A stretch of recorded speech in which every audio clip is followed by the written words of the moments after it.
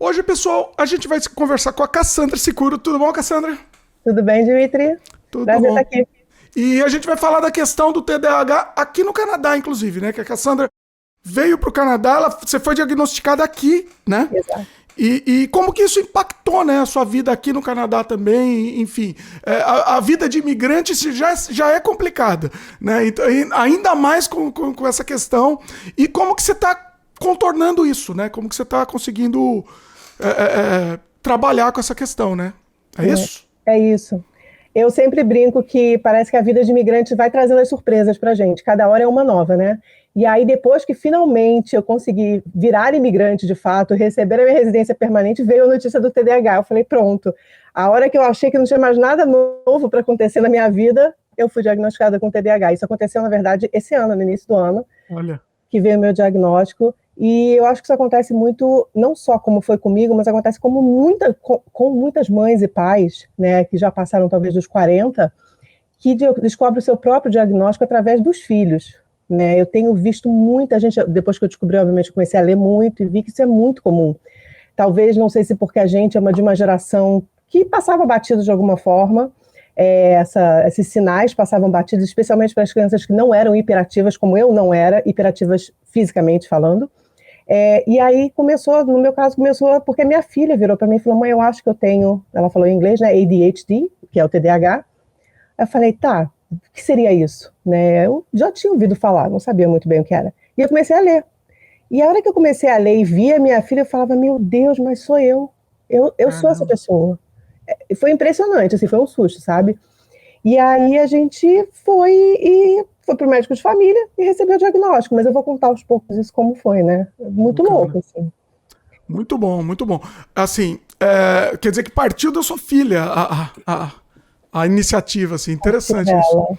Talvez porque eu não sei se aqui no Canadá tem, e aí eu já estou aqui há 9 anos, então eu não sei como é que como é que eu vou dizer, o conhecimento maior, né, desse tipo do autismo, do TDAH, especialmente, como é que está sendo feito no Brasil, mas eu vejo, por exemplo, na sala da minha filha, a melhor amiga dela tem TDAH, ela tem uma outra amiga que tem um nível baixo de autismo, então, assim, eu acho que as crianças já são um pouco mais conscientes, sabe, até por conta da inclusão que existe na escola, né, dos apoios, enfim, eu acho que elas têm mais consciência aqui. A gente vai até falar isso também do estigma, né, do preconceito, enfim. Cassandra, vamos fazer o seguinte, vamos voltar a fita um pouco. Antes de entrar no assunto, dá um breve resumo da sua história aqui no Canadá, só para o pessoal conseguir te situar a sua história. Fala um pouquinho aí pra gente. A minha história no Canadá é bem atropelada, vamos dizer assim, né? Tudo começou em 2013, quando a gente decidiu vir para cá. Eu vim como estudante, né? Eu cheguei no Canadá em setembro de 2014 para fazer um curso de marketing. E a minha residência permanente, na verdade, só saiu um ano atrás. Então, assim, demorou a beça, porque teve uma pandemia no meio do caminho, teve uma série de escolhas erradas no meio do caminho. Por isso que eu falo, gente, e eu fico tão feliz hoje em dia que tem tanta gente aqui para falar, né, e para explicar um pouco mais, as empresas de consultoria, enfim, tudo cresceu tanto daquela época para cá. A minha referência na época era basicamente vocês, inclusive, né? Não tinha ninguém que falasse sobre isso. Enfim, e isso me fez a nossa família levar praticamente 8 anos para se tornar residente permanente, que é uma coisa absurda, né? Enfim, a gente hoje a gente acompanhava a Cassandra, essa saga, né? É uma coisa imenso, né? Nossa, porque era assim, agora vai, não vai, aí tem que mudar de emprego, aí tem que fazer isso, tem que fazer aquilo. E aí, quando finalmente eu consegui dar entrada, veio a pandemia. Então, assim, um processo, porque a gente fez pelo processo provincial mais o federal. O processo provincial normalmente leva 3 meses, o BCPNP. No meu caso, levou 9. Porque foi justamente quando veio a pandemia, meu marido teve o layoff temporário, e aí crencou tudo a questão de emprego. Foi tudo um bolo, sabe? E aí, no fim das contas, foram 26 meses esperando o resultado. Enfim, foi uma loucura, mas deu certo, gente. Deu certo. Deu certo. Moral da história, deu certo. Foi difícil, mas deu certo. A sua foi no hard. Você jogou no hard aí, mas deu certo. Com certeza. E aí, enfim, foi assim, isso é um resumão da história, né? Mas tudo bem, graças a Deus agora. Só fazendo as continhas agora para a cidadania. Olha aí. Bom, Depois a gente pode até voltar, inclusive, se o pessoal comenta, a gente pode até voltar com essa história, que essa história é interessante também nesses outros aspectos também, essa dificuldade que foi e tal, do processo. Mas vamos para o nosso foco da nossa conversa de hoje, né? O TDAH resume pra gente aí os termos aí, em poucas palavras, aí pro leigo, o que é, né? Pro pessoal vamos lá. entender. Eu tenho uma cola aqui, eu preciso confessar, porque justamente por causa do meu TDAH, vocês vão ter que me ver olhando para baixo de vez em quando aqui. Então, assim, como eu falei, assim, e eu acho que isso é até uma característica do próprio TDAH, a gente acaba se interessando, não é que a gente se interessa pelo que se interessa, é bem estranho falar isso, mas na verdade a gente começa a querer saber muito por aquilo que interessa a gente. E quando eu descobri o TDAH, eu resolvi ler muito sobre isso. E eu li muita gente e vi que faz muito sentido, porque quando você escuta transtorno do déficit de atenção e hiperatividade, é praticamente colocar um rótulo daquela criança que pula loucamente em volta da casa e não para, né? Ou daquela pessoa você tem transtorno de atenção. Na verdade, não é bem isso. E se você começar a observar, muitos psicólogos, psiquiatras e médicos, eles vão dizer isso, que é um péssimo nome. Por quê? Porque, na verdade, a gente tem o problema é que a gente presta atenção em tudo, absolutamente tudo que está acontecendo. Eu estou falando com você, eu estou preocupada, eu estou vendo que a luz está me dando uma sombra aqui, está me incomodando. O ventilador, eu já pensei aqui, putz, daqui a pouco vai ficar frio, eu vou ter que esticar a mão, vou ter que sair do enquadramento, eu vou desligar. Então, assim, você está prestando atenção em absolutamente tudo ao mesmo tempo, e isso pode te dar um problema, porque daqui a pouco eu perco o foco em você. Né? Não vou perder, porque meu objetivo aqui é esse, mas isso acontece o tempo todo na nossa vida. Então não é que seja um déficit de atenção, é um déficit de você colocar a atenção no lugar certo, vamos dizer assim. E a questão da hiperatividade é uma coisa muito interessante, porque ela existe até em quem parece não ter. Então, por exemplo, eu estou falando com você não está vendo, mas eu estou aqui com meus dedos do pé assim, ó. Eu tenho uma mania que eu descobri que não é uma mania, né? Desde criança que eu fico com meus dedos do pé assim o tempo todo. Eu fico fazendo isso com a perna. Ó, Cassandra, eu tô me diagnosticando aqui, tá? Porque eu tô com a perna assim, balançando. Então, assim, às vezes a pessoa pergunta, você tem dificuldade de ficar sentada em uma reunião há muito tempo? Eu não tenho dificuldade de ficar sentada, eu não vou levantar no meio da reunião, mas você vai me ver mudando de posição o tempo todo, sabe? Eu vou estar pegando alguma coisa, eu vou estar mexendo o tempo todo. Não tem pausa. Eu tô aqui cutucando o cantinho da minha unha. Então, assim, é o tempo todo. E, ao mesmo tempo, tem a questão da hiperatividade mental, cerebral, né? Você está pensando aqui, enquanto é aquilo que eu falei, eu estou prestando atenção, mas eu estou pensando um monte de coisa ao mesmo tempo. Então, às vezes, por isso que as pessoas diziam muito, os médicos dizem muito, que muitas meninas, e aí eu me coloco com certeza nessa lista, passam pelo radar de um possível diagnóstico na infância, porque elas não são aquelas crianças que na escola ficam que incomodam, entendeu? São mais aquelas que estão sempre no mundo da lua, que parece que não estão prestando atenção. Então, esse é um ponto muito interessante, assim, que eu descobri, né? Então, outra coisa que é interessante a gente saber como leigo, né, de forma geral, a gente não pega TDAH, né? Nossa, desenvolvi um TDAH depois de adulto, que estranho. Não, você não desenvolveu. Se você realmente for diagnosticado, é porque você sempre teve. E esse é um outro ponto que foi muito interessante. Na época do meu diagnóstico, eu comecei antes até, porque eu já falei assim, se eu tenho, eu vou chegar pronta na consulta. Eu comecei a escrever umas coisas que eu comecei a me lembrar da infância, e aí eu fui meio que cavando um buraco, e eu fui ficando assustada com os detalhes que eu ia me lembrando. Do meu pai falar assim, a Cassandra só grava metade da informação. Coisa do tipo, ele me pedia para fazer 2 coisas, eu voltava só com uma. Ou um caso engraçado até foi, ele me deu um cinzeiro, que ele fumava, ele falou, esvazia o meu cinzeiro e pega uma água para mim. Eu fiz isso, porém eu só voltei com a água. E aí, mais tarde, minha mãe foi procurar o cinzeiro e ele estava dentro da geladeira. Entendeu? Então, assim, essas coisas, e aí eu fui me lembrando, sabe? Tem várias histórias da minha infância desse tipo, de quase botar fogo na casa, porque eu esqueço, acabou. E então, são pontos que a gente vê, né? Outra coisa que eu anotei aqui também é que o TDAH, assim como a gente já sabe um pouco mais do espectro autista, ele também é um espectro, apesar de que você não coloca as pessoas em determinados pontos. Você pode ter pessoas que têm TDAH bem leve, ou que é de um tipo ou de outro, que eu vou até falar aqui também, eu vou aproveitar e vou emendar com isso, mas que realmente não tem grandes prejuízos, né? Então, assim, acho que é uma boa, né? O que você acha de eu já falar dos tipos agora? Sim, boa. Então, vamos lá, esse eu vou ter que ler. Existem 3 tipos, na verdade, de TDAH, né? Um primeiro tipo, que eles chamam de predominantemente hiperativo e impulsivo, que é mais aquele que a gente, sabe, já meio que coloca o label nas pessoas. Então, tá mais claro, né? Exato, que é visível, que incomoda os outros. Eu acho que tem um psiquiatra que ele fala isso, que o TDAH é uma coisa que é mais fácil de ser vista quando ela incomoda os outros, né? Porque aquela criança que você fala, meu Deus do céu, a mãe não tem pai, não manda parar, né? A pessoa tem necessidade de se movimentar constantemente, é uma pessoa inquieta, tem dificuldade de permanecer sentada, fala muito, interrompem as pessoas quando estão falando, nossa, sou total, e completam as frases dos outros. Sabe quando você começa a falar e o outro termina a frase por você? Então, esse é o primeiro tipo. O segundo tipo é o desatento, predominantemente desatento. Cometem erros por desatenção, aquela coisa que você faz e é o tipo da coisa que eu esqueci de desligar o fogão. Por quê? Porque eu esqueci, porque eu estava desatenta, né? Tem dificuldade em instruções detalhadas, tem dificuldade para organizar tarefas, pode ter uma memória fraca de trabalho, que é aquela memória imediata, vamos dizer assim, né, de curto tempo, se distraem facilmente com estímulos externos e perdem coisas constantemente. E o terceiro tipo, que sou eu, que vos falo aqui, que é o tipo combinado, que consegue fazer tudo isso, né? Então, assim, obviamente isso aqui é só uma lista de características, existe todo um processo diagnóstico, você tem que ter X de cada um, né?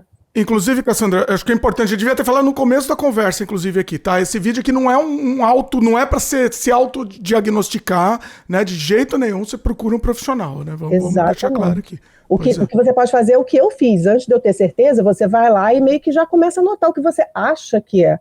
Mas você, obviamente, só vai ter certeza e poder ser diagnosticado com um profissional, 100%. Sim. Pois é. Bom, então você estava falando dos tipos. Em inglês, eu não sei se você comentou o nome em inglês aqui, para o pessoal já ficar familiarizado. Como ADHD. ADHD. Attention Deficit and Hyperactivity Disorder. Exatamente. Bom, e aí assim, conta pra gente, como é que foi isso? Como que foi seu diagnóstico? Aí você começou a perceber isso, você que percebeu, e aí você foi atrás para ser diagnosticada aqui no Canadá. Isso. Conta isso pra gente, porque agora a gente chega na parte Canadá aqui da história, né? Conta isso. Eu comecei a ficar preocupada mais com a minha filha, na verdade. Então, o intuito era diagnosticar minha filha primeiro, porque, na verdade, eu não sabia o que fazer, né? Ela estava, não é que ela estivesse tendo problemas na escola, mas ela estava com questões, vamos dizer assim, né? E aí a gente foi, primeira coisa, médico de família aqui no Canadá. Então, independente de qualquer coisa que você precise aqui, você vai ter que passar para o médico de família, né? Mesmo que você saiba, eu tenho que fazer uma endoscopia, você vai ter que vai passar no médico de família e ele vai te indicar o gastro, enfim, onde você vai fazer o exame. Então, a gente fez isso. A gente foi na nossa médica de família. A minha médica de família fez o meu diagnóstico. E isso é uma coisa que eu acho super interessante. Aqui, os médicos de família, eles são habilitados para isso, a não ser que eles não se sintam confortáveis o suficiente para fazer. Então, ele pode achar, não tem conhecimento suficiente, vou te encaminhar, né? No meu caso, ela fez o diagnóstico e me fez a prescrição médica.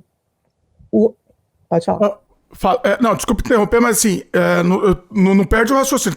Quer concluir? Porque o pessoal fala que eu interrompo aqui, o pessoal fala, não quero. Eu vou começar a dar uns checks aqui. É nozes. Mas vai lá, fala aí que eu tenho uma pergunta em cima disso, da questão do diagnóstico do médico. Tem uma dica, anota a pergunta. Anota que eu vou esquecer também. Calma. O que eu ia dizer era sobre o diagnóstico, ela fez o diagnóstico e, peraí, calma que aí realmente ferrou. Perdemos todo, os dois aqui, aí complica. O que eu ia te perguntar, você vai lembrar, talvez você vai lembrar, porque eu ia te perguntar como é esse diagnóstico, porque a gente sabe que tem outros tipos de diagnósticos que são mais difíceis. Então, sei lá, o próprio de autismo aqui no Canadá é um negócio que demora anos para você fazer, e você, pelo que eu entendi aí, foi muito rápido. É isso? Foi. Como é que foi isso? Não é um processo como de autismo, e eu honestamente não sei ainda como é o processo do autismo, é uma coisa que eu estou estudando, inclusive, também, sei que demora anos, mas, na verdade, é basicamente questionário. E aquilo que eu falei, eu já vim pronta. Quando eu cheguei na consulta, eu já tinha uma lista de milhões de coisas da minha infância, de características, de exemplos, como eu falei aqui, por exemplo, do cinzeiro e outras mil coisas que eu me lembrei.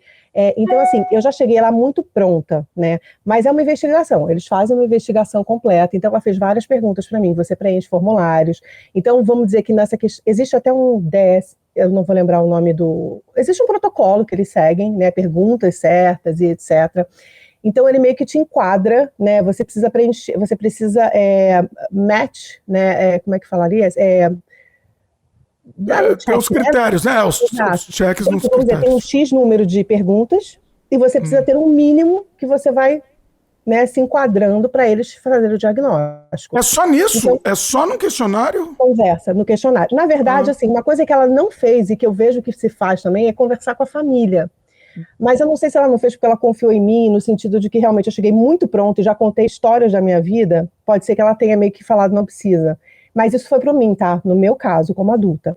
A pessoa não pode... Como sua filha, desculpa. Desculpa, vai ser cheio de interrupção. A pessoa não pode inventar? É que a pessoa, o que a pessoa ganha com isso também, né? Não vai inventar. Pois é. Isso eu acho que ela vai entender, talvez seja ruim na hora que ela receber a medicação.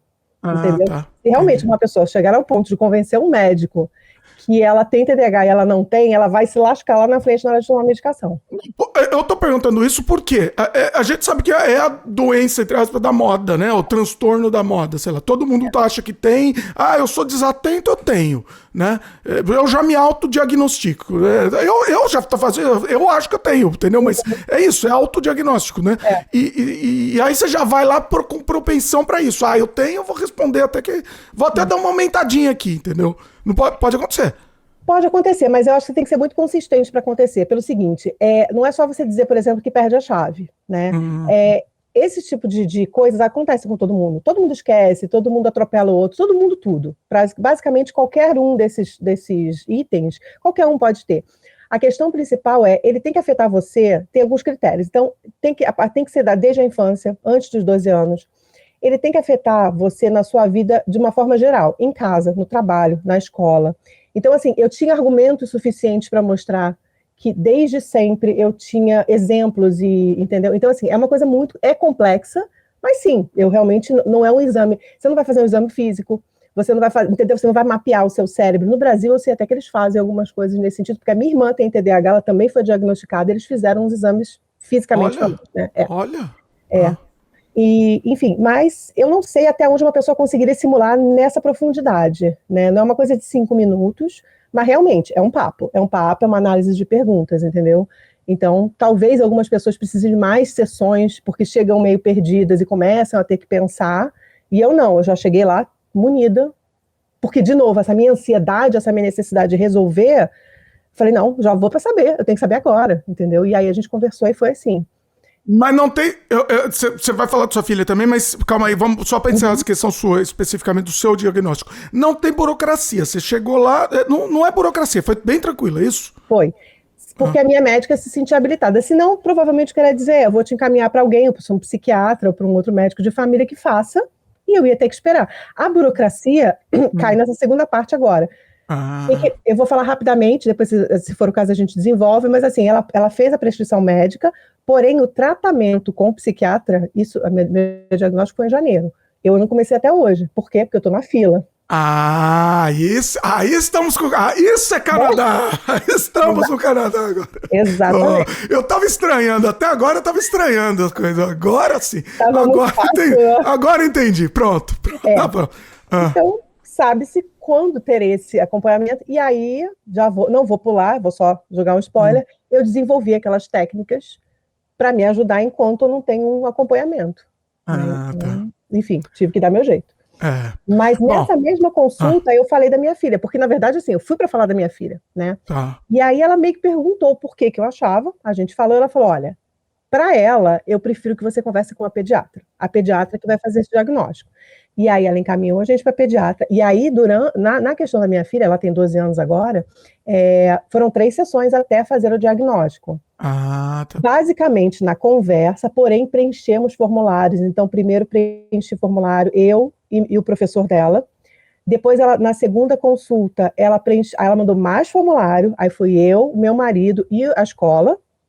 Quando a gente voltou, ela falou, eu já desconfiava desde o início, porém os formulários foram realmente para a gente ter certeza, e aí sim ela foi diagnosticada.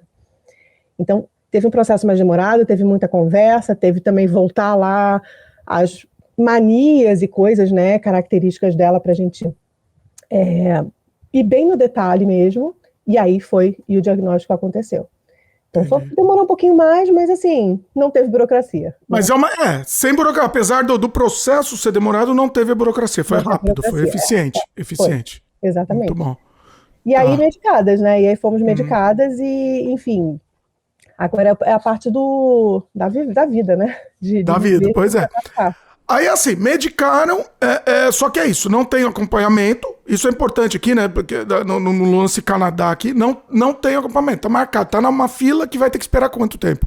A não ser, eu não faço nem ideia, inclusive tá anotado, porque tem que anotar, tá anotado na minha lista para perguntar na próxima consulta como que tá, né, se esqueceram de mim, se, enfim, para saber como é que tá, você pode fazer esse referral para outra pessoa, porque assim, tem a opção de eu fazer um pagamento, de eu fazer uma consulta particular. Né? Tá. Mas o problema da consulta particular é o seguinte: primeiro, eu não estou com dinheiro sobrando. Segundo, que eu até tenho plano complementar, mas o plano complementar tem um limite. Então, provavelmente, o meu limite vai na primeira, segunda consulta e depois eu vou ter que seguir fazendo um tratamento. Então, né? Mas isso, especificamente, isso é o quê? Uma consulta com o psicólogo? Como se fosse uma terapia. Né? É como se fosse uma terapia. Exatamente uma sessão de terapia, então. Exato. Só que existe terapias focadas em TDAH. Entendi. Né? Que são terapias que vão te ajudar realmente a trabalhar uma coisa que tá em você, não adianta, né? Aquilo que não adianta uma pessoa falar é só você prestar mais atenção. Não, gente, não é assim. Infelizmente não é assim. Aí, assim, então nesse lance, pessoal, isso é interessante, até para quem não tem também, porque até outras questões também, eu acho que são mais ou menos parecidas aqui no Canadá, né? A gente depois vai até trazer outros assuntos também relacionados em outros vídeos, mas eu acho que você pode meio que espelhar também, são semelhantes, essa questão do acompanhamento ser demorado, o plano, existia a possibilidade do plano pago mais... ser bem caro também, ser meio inacessível a coisa, né? Agora, assim, e aí, como é que foi? E aí, como que você tá conseguindo? Qual que é a medida? Porque, assim, em que o acompanhamento vai te ajudar e qual é a diferença sem esse acompanhamento e com ele, né? Mas eu tô fazendo pergunta de leigo aqui também, para meio que... Eu acho assim que, na verdade, a primeira coisa que a gente tem que entender tá bom, o que isso afeta a minha vida, né? O que vai mexer na minha vida. Porque, assim, eu acho que tem muita gente que não quer ter um diagnóstico para si ou para seus filhos, porque meio que quer evitar uma mudança, né? O estigma, né? O rótulo. E eu, honestamente, eu quero mais falar, porque desde o dia que eu descobri, eu comecei a tentar mostrar para as pessoas o seguinte, isso é importante entender. O TDAH não é um transtorno de aprendizado, né? Então, a gente tem... E aí, de novo, gente, eu não sou médica, eu não sou psiquiatra, eu sou formada em marketing, então o que eu vou falar aqui para vocês é das minhas leituras, eu não sei nem usar termo bonitinho médico, não, tá? Então, a gente vai dizer o seguinte, o único termo o fancy que eu vou dizer é o córtex pré-frontal, que eu sei que ele fica aqui, né? E a parte de trás que eu não sei o nome, eu só vou dizer assim para vocês. A nossa memória, a nossa capacidade de aprendizado, quando a gente aprende as coisas, a informação está retida aqui atrás. O nosso problema no TDAH é aqui na frente, o que significa que a nossa memória de trabalho, a função executiva. Então, pensa uma coisa, você sabe fazer, você tem o conhecimento, você simplesmente não consegue usar aquele conhecimento. Esse é o problema do TDAH, na maioria dos casos, né? Então, isso é uma outra coisa que eu anotei aqui. A gente tem... essa lista é maravilhosa, eu peguei de um podcast. Os grandes problemas do TDAH... são disfunções executivas, o que é exatamente isso, né? É quase que eu não consigo dar conta de mim mesma, eu não consigo me fazer o que eu tenho que fazer. Ficou péssima essa frase, mas é mais ou menos isso, sabe? Às vezes a pessoa fala assim, é um procrastinador, é aquela pessoa que está largada no sofá e não consegue levantar, não quer, preguiça. Não é, eu passei por essa fase. Antes de eu começar a tomar o remédio, tinha dias, gente, é sério, é real, que eu não conseguia levantar da cama. E o seu cérebro, ele te pira, ele fica, você tem que fazer isso, você tem que fazer aquilo, vai, e você sofre numa intensidade. Essa é a grande diferença de uma pessoa que é preguiçosa e que não é preguiçosa. O TDAH está nisso, né? A gente sofre pelo que acontece dentro da gente, muitas vezes. Então, isso é um problema muito grande. Em cima disso, você pode até confundir com depressão, de repente.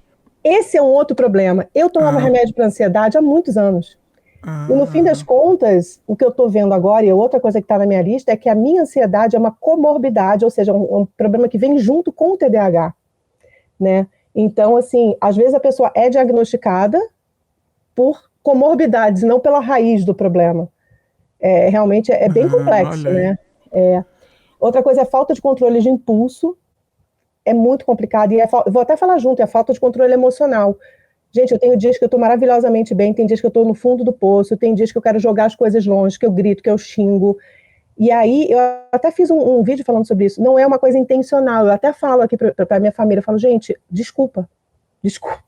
Eu estou tentando me controlar, eu estou tentando olhar para mim e ver que eu não posso agir, mas é muito difícil. É realmente muito difícil. Então, você ter esses mood swings, né, essas variações de humor, ou até como você fala com os outros, é bem complicado. Eu descobri que a Cassandra Sincera, que eu fiz brinquei, eu sou a Cassandra Sincera, eu falei, gente, a Cassandra Sincera nada mais é que a Cassandra TDAH, que fala o que pensa, que não tem freio, né? É um cérebro sem freio. Eu falo que eu sou um fusquinha sem freio com motor de Ferrari. Essa sou eu, entendeu? Porque a gente não tem freio. Não ter pensamento flexível, ou seja, se eu combinei com você que eu vou fazer tal coisa, em cima da hora você muda, eu vou ficar puta. Isso vai me consumir, isso vai me dar... Por mais que eu não estivesse nem tão animada, mas isso, tipo, caraca, mas você falou, a gente combinou. Mas, ao mesmo tempo, eu também tenho dificuldade de agendar coisas, de combinar, de eu, sabe, fazer, tá, vamos fazer, vamos gravar. Procrastina, né? Procrastinação. É nozes. Eu tô achando, hein? A memória baixa de trabalho, que é aquilo que eu falei, então manter coisas que estão aqui, tipo, a questão de ter sempre um lápis, um caderno, uma coisa pra gente anotar e não perder dentro do possível, né? Eu esqueço, real. Outro dia eu tava num cômodo, meu marido tava no outro, foi muito engraçado. E aí, de repente, uma mensagem de SMS ele me manda e bota assim, você tá bem? Eu, tô, por quê? Você não tossiu? Aí eu falei, não lembro. Não lembro. Assim, 2 segundos atrás, eu não lembro. Né? Então, essa memória de trabalho que a gente fala. Planejar e priorizar, já falei, priorizar é uma coisa terrível para mim. Tudo tem a mesma importância. É óbvio que tem certas coisas, um tratamento de saúde, uma coisa que é gritantemente mais importante do que tudo, eu sei que é prioridade, mas eu não consigo priorizar. Eu não sei que tarefa que eu tenho que fazer primeiro, e muitas vezes, por conta disso, eu começo a fazer uma coisa, paro, começo a fazer outra, paro, e quando eu vejo está tudo uma zona, porque eu não terminei nada, né? Eita, Cassandra, não me fala essas coisas, você tá falando de mim. Aquela câmera ali atrás de você, Olha, eu vou falar uma coisa. Iniciação e finalização de tarefa, de novo, às vezes a gente não consegue começar alguma coisa porque ela não é interessante o suficiente. E aí, quando ela não é interessante, o que a gente faz? A gente procrastina. Mas às vezes é uma coisa que a gente tem que fazer. E a gente vai deixar para fazer aos 49 do segundo tempo. E vai fazer. Né? Ou o contrário, às vezes é um problema de terminar a tarefa. Por quê? Vem aquele boom de dopamina, você fala, cara, eu vou arrumar o armário agora. Você tira tudo do armário, você começa a passar pano, não sei o quê. Chega aquele momento que a dopamina acabou, tem livro no chão, tem tudo no chão, você olha e fala, putz, como é que eu vou fazer para botar isso de volta agora? Não consigo. E vai ficar largado ali, ou alguém vai fazer, ou você vai fazer de qualquer jeito. Então, tem os dois problemas, né? Organização, e a organização em geral, justamente pelos mesmos motivos, né? Minha mesa volta e meia tá uma bagunça, porque eu só vou botando. E a cegueira em relação ao tempo, que é a coisa a gente não consegue entender o tempo da mesma maneira. Isso é muito louco para a gente conseguir entender por quê, né? Então, é meio que, sempre dá tempo, eu tenho que editar um vídeo. Mas o vídeo é só para sexta-feira de manhã, hoje é segunda ainda. Quando você vai ver, já está em cima da hora, já é quinta-feira à noite, você está desesperado editando aquele vídeo, porque você não percebe. Ou coisas pequenas, tipo, peguei o Instagram e estou lá rolando. Quando você vê, passando 2 horas, você nem percebeu. Então tem muitas nuances também a cegueira do tempo, mas a gente tem muito problema com esse tempo. Por isso que se usa muito timer, né? Para você ter uma fixação e noção do quanto tempo passou. Então, assim, essa é a lista que eu peguei, acho ela bem interessante, porque dá para ver bem, até em exemplos, né? Eu ia falar lembrando que assim, né? Lembrando de novo, a gente vai ter que falar toda hora, não é um autodiagnóstico, você precisa procurar um profissional, mas é essa daí, né? Se você fez check para muitos desses itens, tem uma grande possibilidade. E eu acho muito importante, mais até, óbvio que é muito importante as pessoas entenderem se elas têm e correrem atrás, mas as outras pessoas que não têm entenderem que isso não é uma brincadeira. Entender que isso traz prejuízos reais para a nossa vida. E, no fundo, assim, quando eu tive o diagnóstico, eu passei por algumas fases que primeiro foi assim, ufa, pelo menos eu sei que alguma coisa estava errada, né? E aí depois você entra numa depressão, você entra num buraco do tipo, como ninguém viu isso antes? Os sinais estavam ali, né? E aí, então, existem fases até. Então, eu estou nessa fase de, beleza, eu sei que eu tenho, e eu vou ler, eu vou estudar, e eu vou tentar fazer da melhor forma. E aí que entrou essa situação de, eu preciso falar para as pessoas que isso não é brincadeira, que isso me afeta. Nossa, se eu fosse falar para você tudo que isso me afetou na vida, sabe? Porque tem esse outro lado, tá na moda por quê? Porque é visto de uma forma romântica, que é um transtorno criativo, a pessoa é mais criativa, não tem isso? Tem essa estigma do bem aí, vamos dizer também, né? Fala um pouco sobre isso. Eu vou falar, eu anotei, porque isso é uma coisa que talvez seja o que mais me interessa que as pessoas entendam. Tem várias coisas que as pessoas dizem, mas ter do TDAH é um superpoder. E eu vou te falar que no início eu pensava isso mesmo. Eu falava, nossa, mas tem tanta coisa que eu gosto, sabe? E, ao mesmo tempo, eu diria que, antes até de falar disso, eu diria o seguinte, eu não queria ser outra pessoa, tá? Eu me acostumei a ser quem eu sou. Eu acho engraçado eu ser desastrada, derrubar as coisas. Eu aprendi agora a rir de mim mesma, de saber que, eu sou assim, né? Mas, assim, não olhem só pelo lado bom. E eu fiz uma lista por isso. Por exemplo, criatividade. Com certeza. Criatividade é um lado bom. E aí eu botei pensar fora da caixa, ser um poço de ideias. Só que tem um lado B. Você nem sempre é compreendido. Você começa um projeto que você acha que, putz, isso aqui vai virar, né? Vai ser revolucionário, e você desanima no meio, porque depois que você começa, você não vai conseguir terminar, a não ser que seja uma coisa que realmente vai te dar uma dopamina infinita, né? Então, isso tem um lado bom, mas tem um outro lado. A única coisa, para ser sincera, que eu não consegui ver um lado ruim, foi você ser muito resiliente, você ter uma perseverança muito grande. Eu fiquei pensando, existe um lado ruim para isso? Eu não consegui ver, talvez até tenha. Até tem, eu me vendo aí no que você tá falando, até tem um pouco, porque você não let it go em algum momento. Você insiste em alguma coisa que não tá dando certo e continua. Eu tô me falando daí, não sei se é, entendeu? Porque é isso, não vou terminar, vou continuar, vou até o fim disso daqui. E aí, talvez devesse terminar, entendeu? Eventualmente, alguma coisa. Né? Pode ser. Isso daí é um projeto, não tá dando certo, let it go. Não, vou insistir nisso até morrer. Né? Acontece. Outra que eu botei é você. Normalmente as pessoas têm muita compaixão pelo outro, né? E o lado B seria, ao mesmo tempo, a gente não tem compaixão por nós mesmos, entendeu? A gente não se abre, a gente não conversa. Isso é uma coisa que as minhas amigas falam muito pra mim, né? Que eu sou uma pessoa eu sou uma pessoa muito comunicativa, mas na hora de falar de mim ou de pedir ajuda, isso não existe. Eu vou morrer por dentro, mas vai ser difícil. Alguém vai ter que ver e me tirar do buraco, sabe? Isso é uma característica comum também. Isso é comum também. Sim. Quer dizer, nem todo mundo vai ter tudo, né? Eu tô falando assim do que eu vejo em mim e que também é muito comum, né? Tá. Senso de humor. Dizem que a gente tem um senso de humor e tudo. O problema desse senso de humor é que às vezes a gente fala o que não deve na hora que não deve, né? Você acha que vou falar uma gracinha aqui, você fala, putz. Entendeu? Isso é um problema. Eita, não, eu vou falar uma coisa pra vocês, eu vou até embora daqui. Olha aí, mano.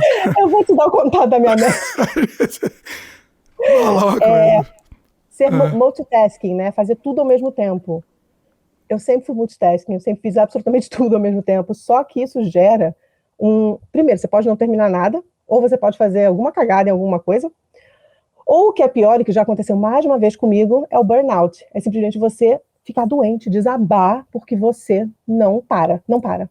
Assim, o que eu não tô fazendo, não, eu tenho que fazer, eu não posso ficar parado. Eu tô sempre pensando, minha cabeça tá pensando, então é uma coisa que é um burnout físico e mental, né?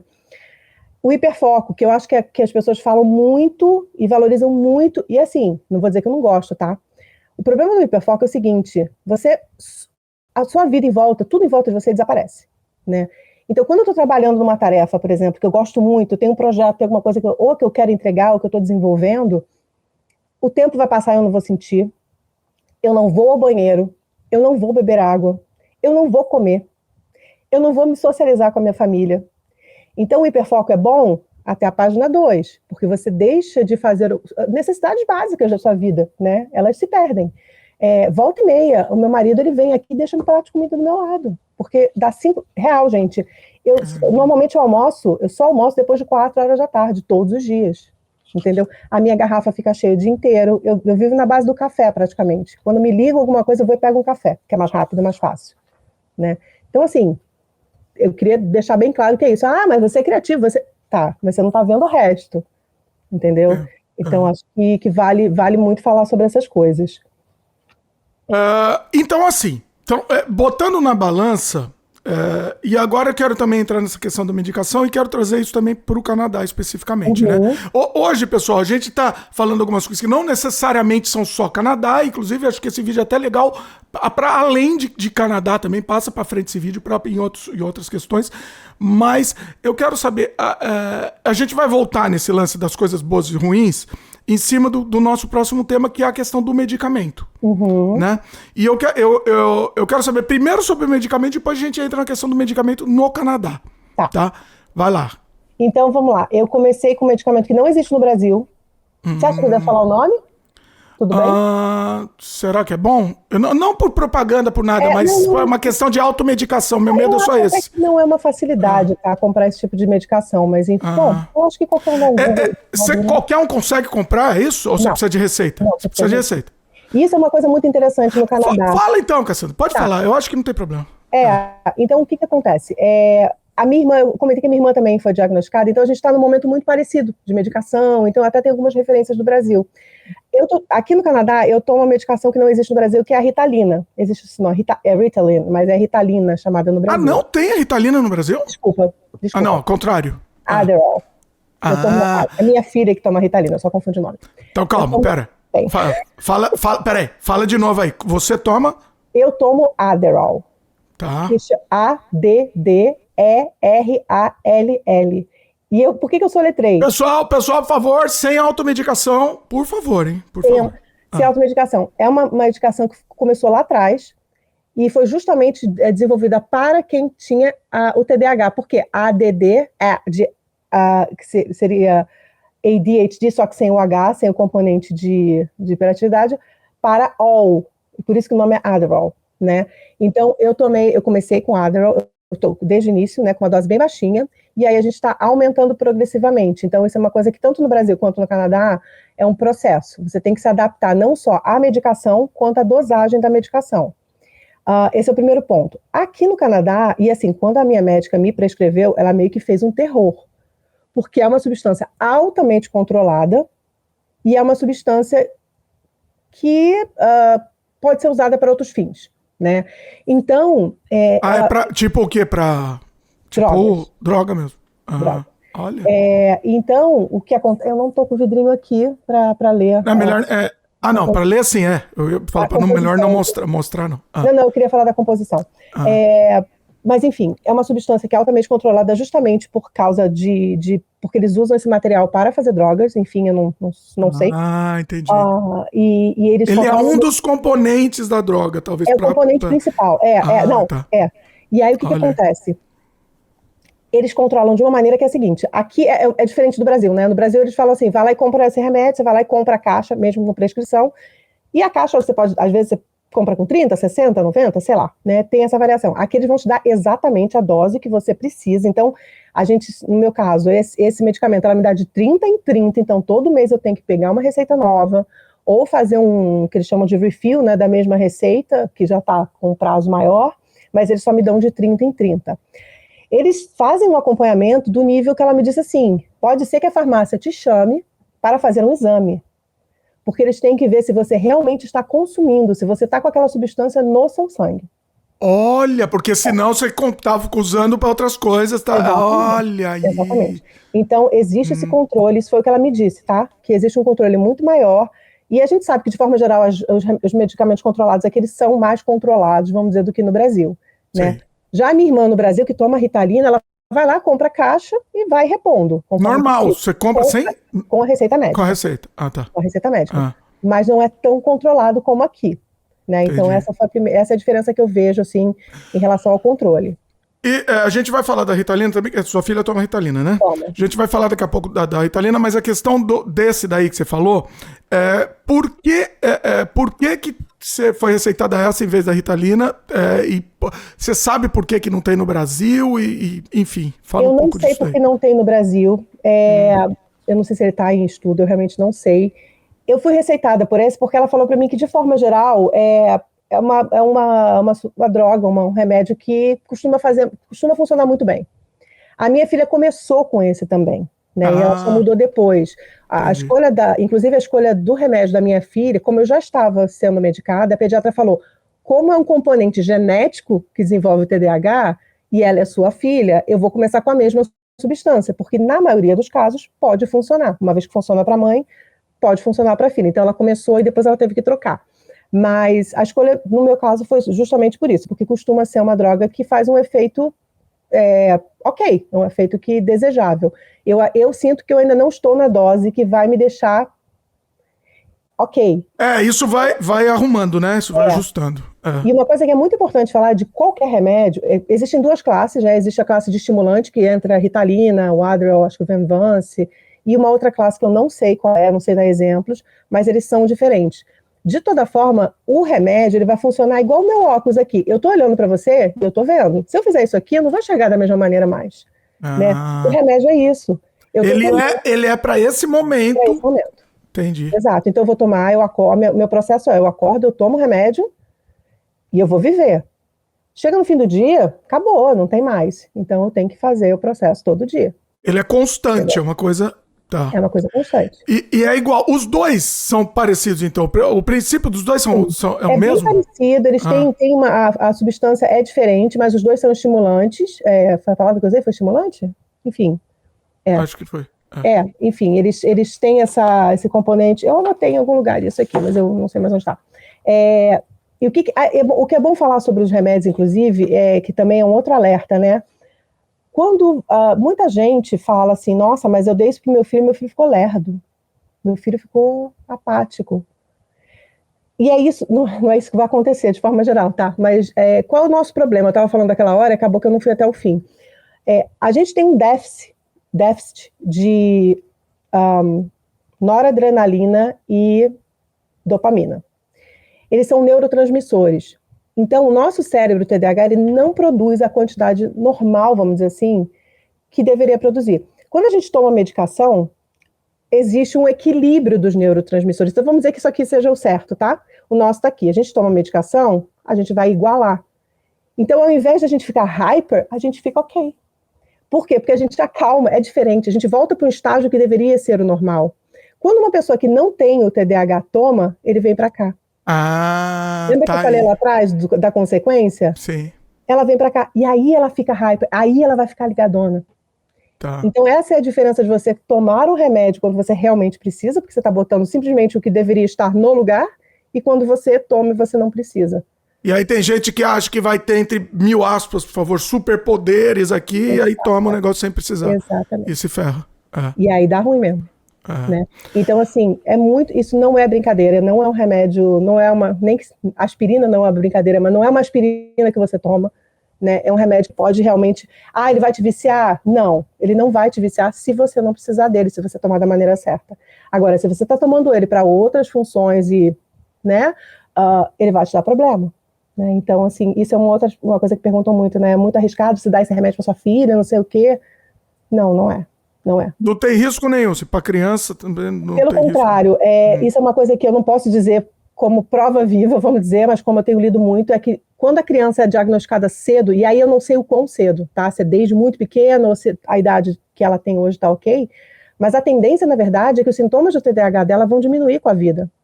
Porque além de ela estar fazendo um processo medicamentoso, ela pode chegar a um ponto da vida que ela não vai mais precisar dos remédios, ela pode chegar no momento que ela mesma já aprendeu a controlar esses sintomas, né? Então é muito bom quando você consegue diagnosticar uma criança, e aí no Brasil, no Canadá, em qualquer lugar do mundo, você talvez não ela não levar para frente coisas que vão atrapalhar a vida dela. E assim, como mãe, é o que eu mais quero, né? Eu não quero que ela passe por tudo que eu passei.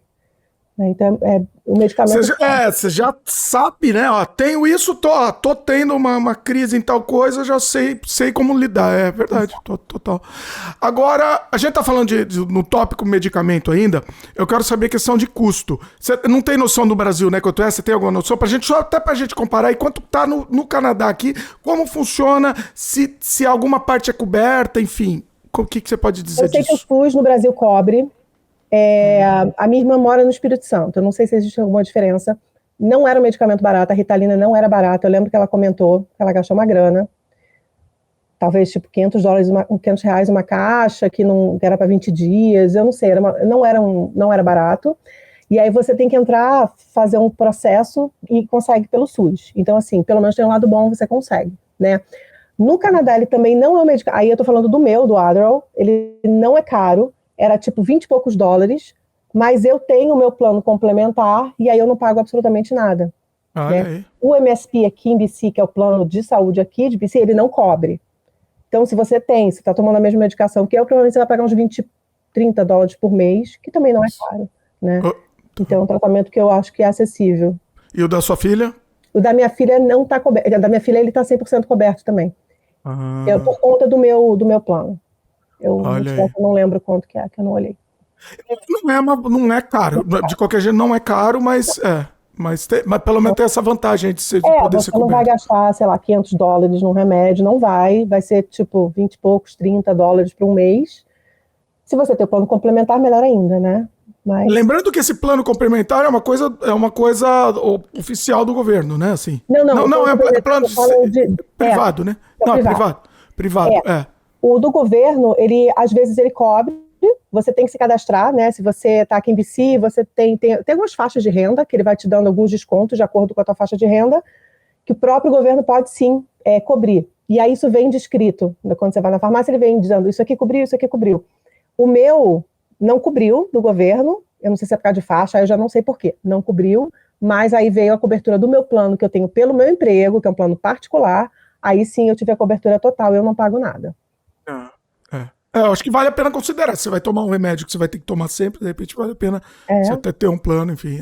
Sim, com certeza. O que mais, Cassandra? O que mais que você acha que a gente não... Vamos lá, deixa eu ver se eu pulei alguma coisa na minha lista. Gente, de novo, eu tinha que fazer uma lista. É óbvio, eu botei tudo fora de ordem agora aqui. Não, porque a nossa conversa também acabou sendo fora de ordem, mas faz parte, é a vida. Não, eu anotei aqui, por exemplo, coisas que eu não sabia, e as características de TDAH, né? Por coisas que eu fazia e eu achava que era porque eu sou assim, né? E, por exemplo, e que são características do TDAH, e de novo, gente, não é autodiagnóstico, você pode ter TDAH e não ser como eu sou, então tem de tudo. Eu falo alto, sou grossa, sou direta, esquecida, distraída. Eu durmo muito pouco. Insônia é um problema de TDAH. A Cassandra tá falando, ela não tá falando do vídeo dela, ela tá fazendo vídeo falando de mim aqui. Eu não durmo antes de 2 horas da manhã. Pode me mandar o WhatsApp 2 horas da manhã que eu vou responder. Eu não vou responder porque eu não respondo porque eu tenho TDAH. Tá? Então eu vou levar uma semana para responder seu WhatsApp. Eu não consigo fazer uma coisa de cada vez. Então, gente, eu trabalho assistindo série, ouvindo música. Não dá. E quando eu paro para falar assim, não, eu amo essa série, vou assistir ela, vou só assistir a minha série. Eu boto ela no celular, e aí, sabe quando vira assim, fica pequenininha a imagem em cima? Eu fico jogando ao mesmo tempo. Se eu não estiver fazendo isso, eu vou estar fazendo alguma outra coisa, e a série vai estar em 2 vezes, 1.5, vídeo do YouTube 1.5, é tudo assim. WhatsApp, fato. Eu te falei dos dedos do pé, coisa que eu faço desde criança. Uma coisa muito louca que acontecia, eu sempre procurava uma explicação, eu escrevia na internet, eu já perguntei pra gente que era psicólogo, mas não tem nada a ver com TDAH e ninguém nunca pensou nisso. Quando eu tô dirigindo, já aconteceu várias vezes isso. Tipo, você tá indo num caminho que você vai sempre, não sei o quê, e de repente você se dá conta de que você perdeu um pedaço do caminho, você não lembra daquele período ali. Tipo, e teve uma vez que foi exatamente isso, passei numa ponte, eu tava vindo de Surrey pra cá, e tem uma ponte, né? E eu adoro, acho aquela ponte linda, eu sempre falo, é a ponte, é uma coisa meio que, né, uma referência. E chegou uma hora que eu falei, cara, eu tô na highway, cadê a ponte? E eu já tinha passado da ponte. Olha, você tava viajando, nem prestou atenção. Eu tava em outro lugar. Então é a questão da atenção dividida. É lógico que eu tava ciente, porque eu não bati o carro, não caí da ponte. Sim. De alguma maneira meu foco tava ali, mas eu simplesmente esqueci daquilo. Esqueci onde está o carro no estacionamento, gente, o tempo todo. Eu nunca sei onde eu parei, onde meu marido parou. Então, assim, tem muitas sensibilidades. Às vezes a gente tem até um componente de que o autismo tem muito isso, mas você tem sensibilidades. Eu não consigo sair sem óculos escuro. Uma sensibilidade absurda de claridade, sensibilidade a som. Gente, se alguém mastigar do meu lado, eu vou surtar. Eu acho terrível, me incomoda, né? Então, assim, essas também são características, e você fala, não, é só uma mania, uma coisa, né? Enfim... E lembrando que isso tem graus também, né? Sei lá, mastigar do lado pode te incomodar um pouquinho, para alguma pessoa pode interromper um pouquinho, e para outra pode né, incomodar muito. E pode não incomodar também. E pode não incomodar, exatamente. E todas podem ser TDAH, né, em diferentes níveis. Exato. E isso aí cai muito assim, acho que vai muito agora para a parte de coisas de dicas até que eu tenho. O que você acha? Pulo pra cá? Vamos lá. Não, acho que tá bacana. A mastigação, assim, e tem coisas assim que eu começo a perceber que eu já tinha, mas que eu mascarava. Então, assim, a mastigação é uma delas que eu falei para minha família outro dia. Eu falei, gente, não, desculpa, não leva mal, mas me incomoda muito sentar na mesa e comer com as pessoas, porque eu tô ouvindo as pessoas mastigarem. E um detalhe, peraí, você tá falando da mastigação, isso daí é pra você, mas outras pessoas, de repente, que tem, pode incomodar com outra coisa completamente diferente, né? Mas é alguma coisa que incomoda muito. É isso. Exato. Resumindo, é uma coisa que incomoda muito. Mas vai lá, conta. Um outro exemplo é, por exemplo... Não, mas fala dessa... desculpa, te interromper. Da mastigação, só pra concluir. Não, é isso. Então, assim, a mastigação é um bom exemplo para técnicas que eu comecei a desenvolver de como, eu não tô sendo tratada, mas eu preciso dar um jeito na minha vida. Então, eu comecei a procurar o que eu posso usar para não, simplesmente, por exemplo, não levantar da mesa e comer sozinha, né? Então, e para outros momentos, por exemplo, eu comprei isso aqui, vamos ver se vai dar para ver. Calma aí. É um loopzinho de ouvido. Ele vai cair. Olha! Tá? É tipo um plugzinho. Na verdade, existem vários tipos. Esse aqui, por exemplo, é um que, se eu colocar agora, eu vou continuar ouvindo em volta. Esse mesmo, ele tem uma outra pecinha que ele encaixa aqui nesse meinho aqui, ele meio que elimina muito mais os decibéis, então ele vai nivelando. E tem um que é quase que 100% que eu gosto de usar, que ele é mais molinho, que é para dormir. Então, assim, isso é uma das coisas que eu aprendi que vai me ajudar muito. Então, tá me incomodando. Tem dias que minha casa tá uma zoeira, eu pego e enfio isso aqui na orelha e falo assim, pronto. Olha. Não me dá ansiedade, eu fico mais tranquila, né? Então, eu comecei a desenvolver algumas técnicas, essa foi uma. A outra é isso aqui, por exemplo, esse rolinho aqui que eu uso, por exemplo, para conseguir ver um filme. Ver um filme sem pegar no meu celular. Assistir um filme você precisa ficar mexendo em alguma coisa, então você usa... Então, eu fico vendo um filme assim, ó. Eu fico mexendo nisso aqui, porque eu preciso de alguma coisa. Então, e deve ser muito chato. Eu fico pensando, meu marido tá do meu lado, tá assistindo um filme comigo, eu tô jogando no celular. Mas eu tô prestando atenção, juro que eu tô prestando atenção no filme. Mas é chato, né? Então, eu comecei a pensar em outras coisas de fazer, né? Então, assim, eu comecei a desenvolver várias técnicas antes de conseguir realmente um tratamento. Eu coloquei no meu celular um aplicativo que eu botei assim, as tarefas principais, e podem ser as coisas mais ridículas, do tipo, tomar o remédio e tomar meu café da manhã. Eu vou lá e dou check. Né? Então, beber água, ir no banheiro, isso está na minha lista. Então, coisas que eu sei que eu preciso fazer todo dia, arrumar minha mesa depois que eu acabo de trabalhar. Eu vou dando check nessas tarefas e simplesmente eu sei que pelo menos eu estou conseguindo organizar o mínimo da minha vida, né? Eu tenho um app de cronômetro, então assim, eu tenho um app que é bem legal, que ele tem mais de um cronômetro simultaneamente. Então, sei lá, eu tenho que fazer uma coisa, mas ao mesmo tempo eu estou com a máquina de lavar ligada. Então eu boto lá o app da lavanderia, o track. Ele fica fazendo a contagem regressiva, de várias coisas. E aí eu fico vendo o tempo passar efetivamente, né, na minha frente. O que mais? Bagunça na minha mesa. Minha mesa é uma zona. Como fazer ela não ser mais? Eu tenho uma caixinha desse tamanhinho assim, que fica do meu lado. Então minha mesa começa a ficar uma bagunça. No fim do dia eu pego essa bagunça e jogo aqui nessa caixinha. A hora que a caixinha tá cheia, eu falo, acabou. Vamos arrumar o que tá dentro da caixinha. Eu vou e arrumo. Né? Então, assim, é muito bom a gente se conhecer pra gente falar, não tá bom, cara, não dá pra viver nessa zona, não dá pra ficar com todos os copos de café da semana aqui, né? E se alguém vier tirar pra mim, não vai me ajudar, quem tem que fazer sou eu, né? Então não adianta ir lá arrumar o quarto da minha filha quando tá numa bagunça, porque ela tem que aprender a se organizar, né? Então, essas são coisas que eu acho que eu fui aprendendo a fazer, tem um monte, mas enfim... A tua filha tá conseguindo, também tá conseguindo, como que ela tá lidando com isso? Ela tá um pouco mais difícil para ela teve que mudar a medicação, ela tava na fase de ajustar, mas a gente tava vendo que não tava dando, ela tá com uma dificuldade muito grande de ir pra escola, ela tem uma dificuldade muito grande de organização do espaço dela, então assim, ela tá numa fase bem difícil, sabe, então também já tem consulta com a pediatra para meio que rever tudo, mas não tá bem, assim, não tá fácil, e isso é muito importante, a gente não simplesmente entrar, abrir a porta e falar, que zona, vamos arrumar essa bagunça, né?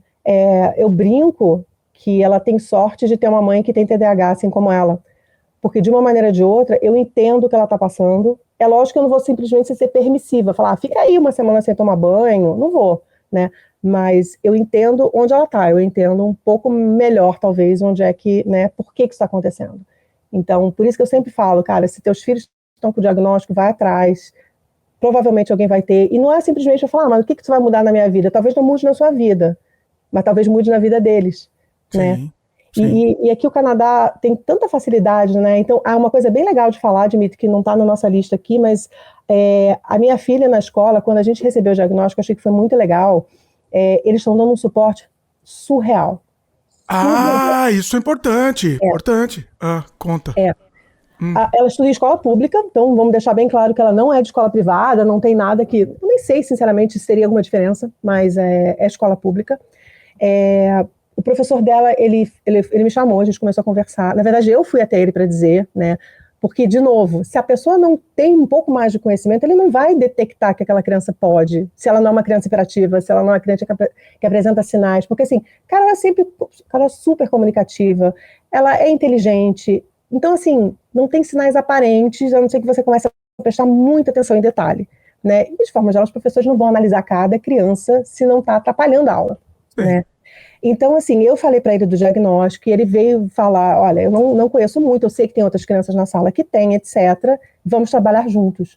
Quando ela começou numa fase de eu não quero ir para a escola, não consigo ir para a escola, ele falou, Cassandra, não se preocupa. Ele me manda, às vezes, o material e fala, se ela não fizer, tudo bem. O que importa, porque ela está na sexta série, tá, gente, no grade 6, então é só para vocês entenderem também uma questão de, no high school, provavelmente esse tipo de coisa é diferente. Nesse momento, eles não veem um prejuízo educacional se ela faltar às aulas, né?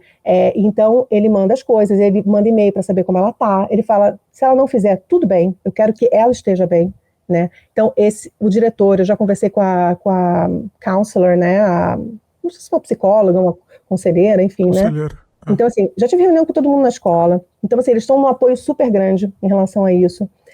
Ela tem uma cadeira, que não é bem uma cadeira de balanço, mas ela tem uma curvatura, tem um limite até, né, para a criança não cair. Então, ela tem uma cadeira que faz assim na escola, né? Então, as crianças que precisam de certas coisas físicas para ajudar, elas têm. A Carol também pode, por exemplo, se ela está na aula e ela está se sentindo muito sobrecarregada, ela sai da sala, ela pode fazer a tarefa em outros lugares, né?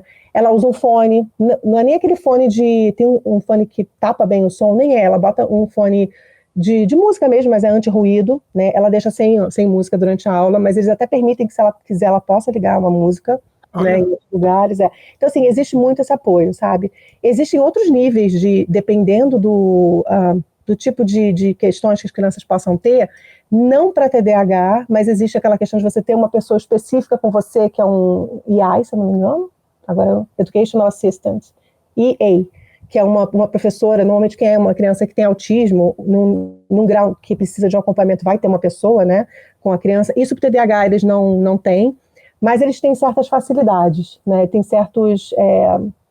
eles apoiam. E uma coisa que eu achei bem interessante na última reunião que eu tive foi o seguinte, existe e eu estou aprendendo ainda, não tenho muitos detalhes sobre isso. Ano que vem é o Grade 7, que vai ser o último ano do Elementary, né, da escola, eu não sei nem, enfim. Elementar, né? Elementar, né? Antes de ir para o high school, que é o segundo grau aqui, pelo menos na minha cidade, aqui em Burnaby, o high school começa na oitava, isso também tem diferenças, mas enfim, só para contextualizar.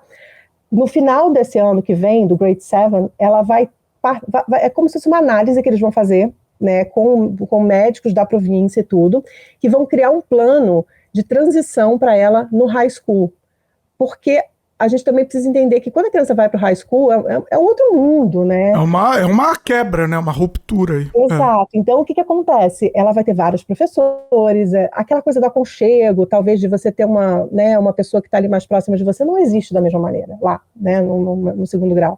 Então, eles fazem esse processo de transição e existem algumas coisas que podem ser feitas. Então, um exemplo que eles me deram na última reunião, as aulas que são gerais, então, tipo, que todo mundo tem que ter, né, as obrigatórias, matemática, física, inglês, essas coisas, ela pode ser separada, por exemplo, ela não precisa estar no mesmo ambiente, né, ela pode ser separada, se for o caso. Então, existem algumas coisas, né, numa faixa de transição, assim, para a criança ir se adaptando, caso seja necessário. Então, eu acho Depende do caso, depende do nível, né? Claro. Exato. E o sistema escolar, assim, pelo menos até onde eu estou vendo, ele tem bastante apoio. Eu estou, assim, isso me dá um alívio muito grande, né? Muito bacana isso. Sandra, vamos fazer. Tem mais alguma coisa que eu quero fazer? Que senão eu quero fazer só um resumo final. Não, vamos lá. Tá. O que eu queria fazer é o seguinte: a gente, né, comparar as vantagens e desvantagens de ter o TDAH no Canadá em relação ao Brasil. Eu sei que você não tem essa comparação direta com o Brasil, porque você só teve no Canadá, mas pelos contatos, pelas pessoas que você conhece e tal, o que você sente nesse sentido, de coisas boas e ruins, de como o Canadá lida com isso? Uhum.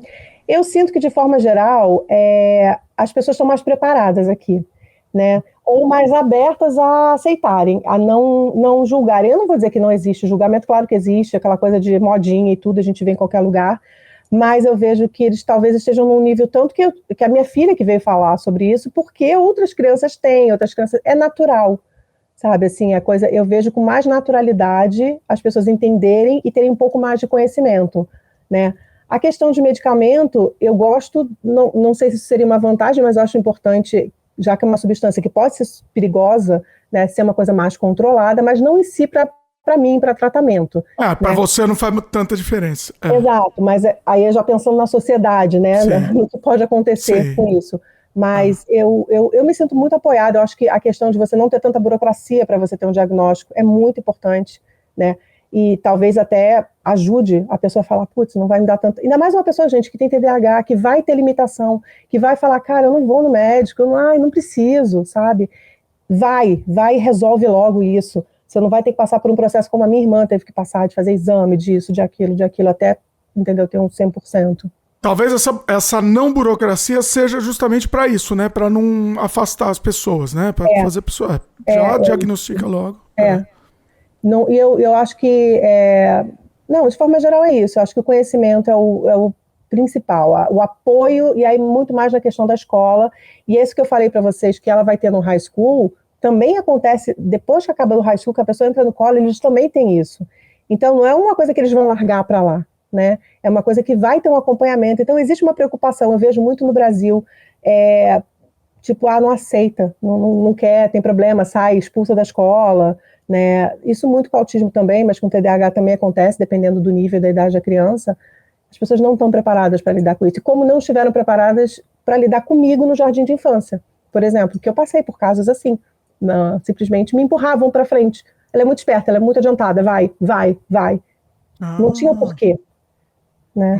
E aí isso virou uma consequência. E aí tem outras, a questão de adiantado é uma coisa, mas aí tem outras questões que não estão sendo levadas em conta. Então, assim, simplesmente se livra do problema. Eu espero que tenha mudado muito isso no Brasil, mas eu acho que, pelo menos até onde eu conheço, aqui, eles querem saber por quê. E lá vambora, se livra, né? E desculpe, gente, se eu estou falando alguma coisa que não é mais, né? Eu estou aqui, tem 9 anos. Lembrando, assim, também, a questão do TDAH é uma coisa nova, né? Assim, essa questão de dados descoberta. Na verdade, até o próprio termo, né? É relativamente novo, né? Não posso estar falando besteira. Na verdade, ele mudou algumas vezes. Mudou, né? O que está mais recente agora é porque antigamente existia o TDAH e o TDA. E aí eles entenderam que o componente hiperativo, que é o H, ele existe de alguma forma. Então, eles não usam mais o TDA, assim como eles não usam mais o ADD aqui, né? E o H, ele está presente mesmo quando a pessoa não é fisicamente hiperativa. Tá. Foi meio que unificado. Bom, mas o que mais de comparação, assim? O que você acha de... O que mais? De coisa boa, vamos dizer, de coisa boa daqui do Canadá ou de coisa ruim, mas enfim... Você, no fim das contas, você está se sentindo acolhida nessa questão. Porque eu sei que mesmo que vai demorar um pouco, isso é uma coisa ruim daqui, né? A questão da gente ter que esperar para ter um tratamento, no caso, você não pode pagar, se você não quer pagar, você vai demorar para efetivamente começar o seu tratamento psiquiátrico, né? O tratamento com o neuropsiquiatra, enfim, você vai demorar. Então, isso eu acho o lado ruim do Canadá. No Brasil, a questão daquela coisa de você ter o particular, o privado, e meio que marca o que você quiser, nesse ponto... Eu vejo que o Brasil é uma vantagem, né? Mas, assim, para mim tá ok por enquanto, sabe? Eu ainda tô nessa fase de me descobrir, me aceitar e ver o que eu posso fazer até lá. Eu espero que isso não me gere uma ansiedade, né? Que pode ser uma coisa ruim. Esperando, né? Esperando indefinidamente aí. Sentir que eu tô precisando e de repente eu entrar num buraco e aqui a verdade é essa, né? Eu tenho que dar o meu jeito, né? Para controlar uma coisa que talvez no Brasil a pessoa consiga acessar de uma forma muito mais fácil. Né? É isso. Você não tem nem a opção, né? Aqui. Bom, você poderia pagar uma fortuna calculável aí, mas é difícil, né? É inviável, não dá. Eu tô mais ou menos nesse ponto com a minha filha agora, do tipo, eu tô preocupada, eu sei que eu preciso fazer alguma coisa e eu só vou saber exatamente o que na próxima consulta. Mas assim, e é aquilo, a consulta é com aquela pediatra, eu não tenho ninguém mais que eu possa falar sobre isso agora com ela, né? Enquanto eu não passar com a pediatra, eu não tenho onde ir. E aí eu tento marcar um assessment não sei aonde, para ver se tem alguma coisa. Ela me indicou alguns lugares, por exemplo, para ter um acompanhamento. Aí eu fui no lugar que ela me indicou, ela falou, não, mas não é bem pro caso dela. Então, assim, eu tô meio de mãos atadas. O sistema de saúde, de forma geral, no Canadá, ele é um sistema complicado, né? Comparando com o Brasil, ele é muito limitado. Então, eu acho que se eu tivesse que botar na balança, a questão do sistema de saúde em si é o que pega no Canadá mesmo, né? Eu tô chegando num momento em relação à minha filha que tá me dando uma certa angústia já, de eu não poder fazer nada, né? Mesmo querendo, eu não posso. Quanto, você falou que era caro, né? Você falou que, quanto que era caro a consulta? Você tem ideia, tem noção? Olha, eu vi por alto, assim, vi muito rápido, tá? Eu vi que as consultas, elas vão variar de 150 a $300 cada consulta. Quanto que teria que fazer, assim? Qual que é a frequência? Eu não sei porque eu não entrei, não vi um tratamento. Mas eu não imagino que seja menos do que uma vez por semana. Então, imagina. Né? Imagina isso, né? Quebra a pessoa, não dá. Então, assim, pode ser que tenha outras alternativas que eu não conheço, mas até onde eu investiguei era por aí. Então, e depois desse plano, quando você entra nessa fila, seria gratuito ou não? Vai ser gratuito, ele é cobrado. Olha aí, porque tem algumas questões que não é que é gratuito, né? Não sei, eu tenho algumas questões. Você tem um valor X para gastar, não é isso? Não. Nesse caso, ele é gratuito naquele sentido de estar coberto pelo nosso plano previdencial, o MSP. Eu sei, mas assim, eles não falam assim, ó, eles. Porque eu vi tem algumas questões que eles falam, você vai ter, depois que for acessado, tal, enfim, diagnosticado, você vai ter, sei lá, 2 mil, 3 mil para gastar, 10 mil, sei lá quanto, X mil para gastar em consulta. Sim. É isso também ou não? Não sei se nesse caso é isso. Isso que você está falando, eu sei porque já aconteceu comigo com fisioterapia. Ela falou, você tem X mil, que equivale a mais ou menos 10 consultas. E aí depois ou você segue sozinha ou você paga. Isso já aconteceu. Isso, até onde eu sei, eu não fui informada, tá? O que a minha médica falou é que ela ia me encaminhar para eu fazer o tratamento, pelo MSP, etc. Agora, se vai ter uma cobrança, eu não sei, né? Eu espero que não. De cobrança, de repente eles falam, vai cobrir até o limite. Até o limite, eventualmente. Pode ser. Sinceramente, eu não sei. Eu acho que depende da questão, né? Da questão, do transtorno, enfim, da questão. E mas a gente vai. Né? A gente vai voltar nesse assunto aqui, inclusive. Eu quero falar mais.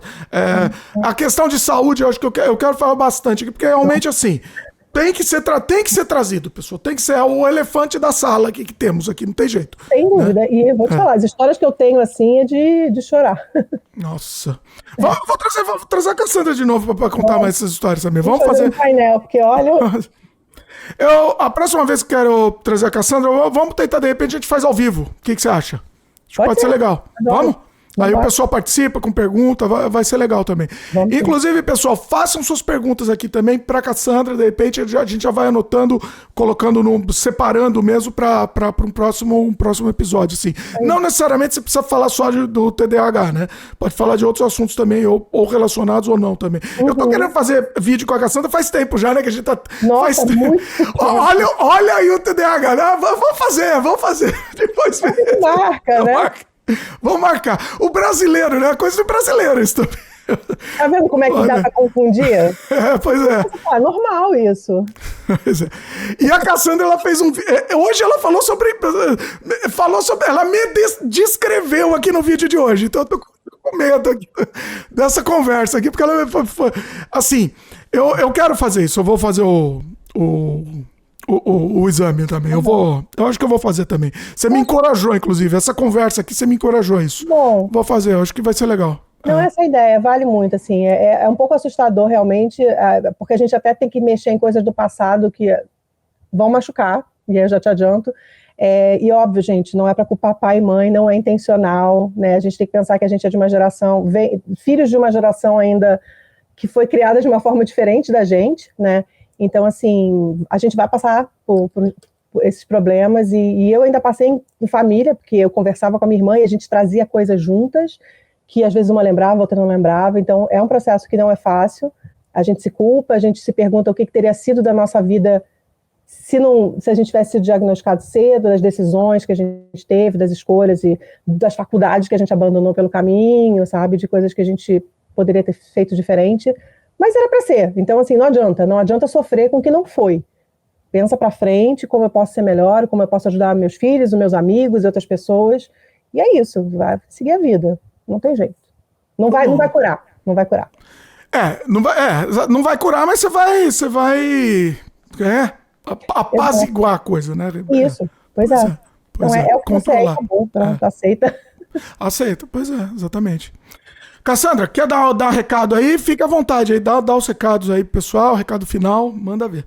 Eu queria mais, meu objetivo era esse mesmo, sabe, conscientizar, eu queria, aí aqueles projetos de TDAH, eu queria muito fazer um podcast sobre TDAH, um canal sobre TDAH, eu não vou fazer, porque eu sei que eu vou começar e eu vou parar, então eu não vou fazer, mas eu tenho lá no meu Instagram pessoal, que é o @CassandraSicuro, eu falo de vez em quando, eu faço vídeo sobre isso, se alguém quiser seguir, fica à vontade no Instagram, e acho que é isso. Meu objetivo hoje é esse, sabe, é trazer um pouquinho mais do que eu descobri e compartilhar e ajudar do jeito que eu puder. Muito bom, muito bom. A Cassandra vai voltar aqui no canal, então faça suas perguntas, comentários aqui embaixo, que a Cassandra vai voltar aqui. Vamos marcar mais, com certeza. Maravilhoso. Cassandra, obrigado. Obrigada. Estreia aqui no canal da Cassandra, depois de anos tentando, a gente tentando fazer 9 anos. Finalmente. E vamos fazer mais, com certeza vamos fazer mais. Pessoal, tenho certeza que vocês gostaram. Lembre de dar um like aí pra gente, se inscreve no canal, clica no sininho de notificação, né? E esse vídeo, acima de tudo aqui, esse vídeo, pessoal, passa pra frente. Pessoal, acho que esse vídeo aqui foi de utilidade pública mesmo. Eu sei, inclusive, assim, eu não fiz esperando de estourar de audiência, nada, eu sei. Mas é importante a gente falar sobre esse assunto e é de utilidade pública. E eu achei fundamental a gente trazer esse assunto aqui. Inclusive, eu quero trazer outros assuntos relacionados à área de saúde também. Estamos planejando algumas ideias também. Então, comente, inclusive, o que vocês querem que a gente traga aqui para vocês, né, relacionado à saúde também, no Canadá, especificamente, né?